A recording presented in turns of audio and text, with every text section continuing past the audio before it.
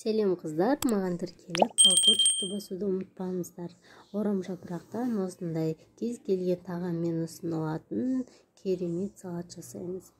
Ол үшін орам жапырақ, 2 дана қияр, 2 дана қызанақ, сосын сәбіз, 3 дана сарымсақ, көкөніс, тұз, қара бұрыш, қызыл бұрыш қажет бізге. Мінекей қыздар, орам жапырағымызды ұсақтап турап аламыз.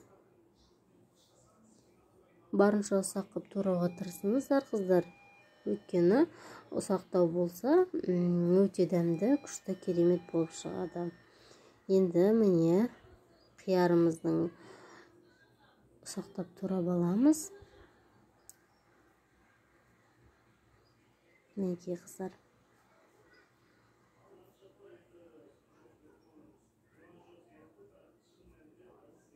Дәл осылай турап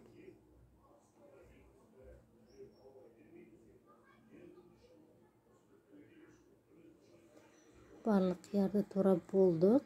Енді қызанақтарымызды турап аламыз. Барлығын ұзынша етіп турап алыңыздар қыздар.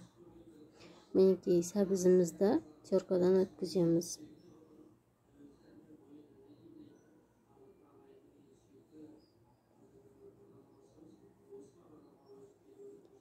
Мінекей қыздар.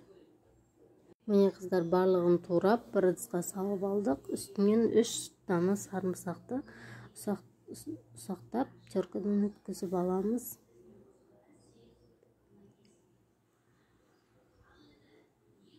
Сосын көкөністерімізді ұсақтап тураймыз қыздар. Көкөністерден маған укроп пен кинза пайдаландым. Қалаған көкөністеріңізді қолдансаңыздар болады. Мінекей ұсақтап турап, оны да ыдысымызға салып алдым.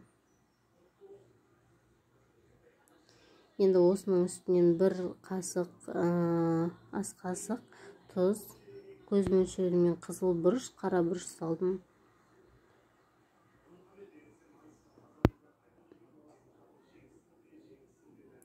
Сосын қызып тұрған майымыз қатты көп болмаған дұрыс.